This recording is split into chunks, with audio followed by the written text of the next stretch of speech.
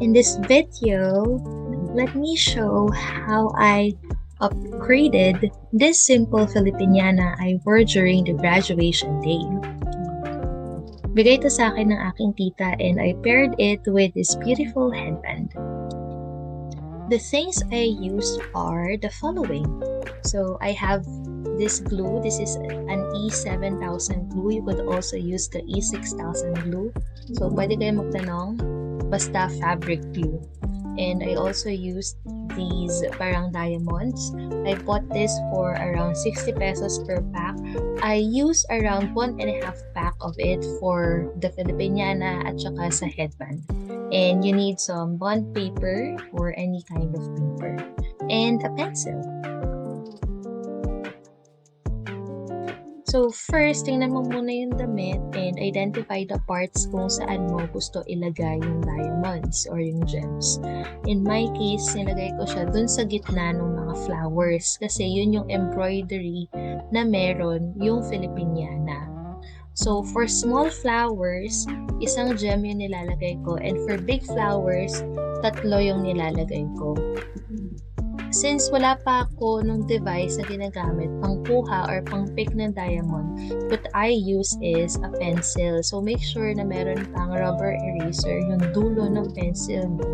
And yun yung gagamitin mo to pick up the diamonds. Whenever you are applying the fabric glue or the E7000 glue, make sure na merong paper sa ilalim ng fabric mo para hindi dumikit yung harap tsaka back part ng fabric. Or kung nasa desk man siya nakalagay, hindi didikit yung fabric dun sa desk mo. So, very important na may paper sa ilalim. And when you are putting glue on the fabric, make sure na targeted.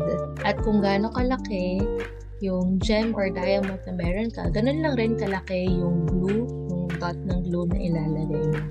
And kung mapapansin nyo, medyo dinitiinan ko yung bawat pagkatapos ng paglagay ko ng glue kasi ayoko magkaroon ng parang spider web whenever matatapos yung paglagay ko ng mga dots of glue.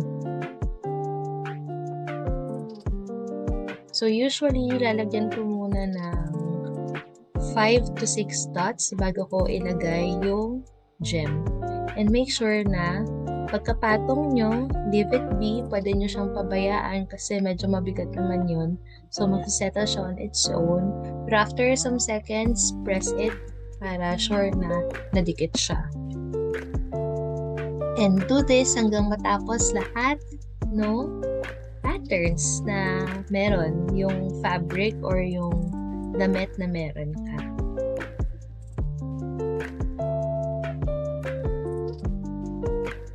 Sa pictures, actually, hindi siya ganun kakita, but pag malapit ka, sobrang ganda nito kasi may gems.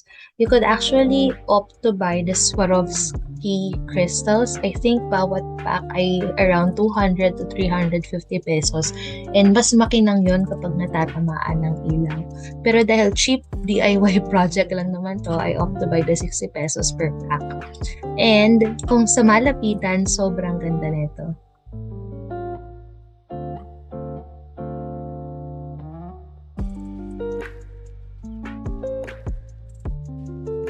This is a very simple process. Mura lang yung nagastos ko, but it really upgraded my look. And these are the finished outputs. I wore this last graduation ng UMAC, ng senior high school ng UMAC. I paired the Filipiñana with a neutral brown skirt. I have a belt accent for my waist, and I wore the headband. Thank you for listening. Bye!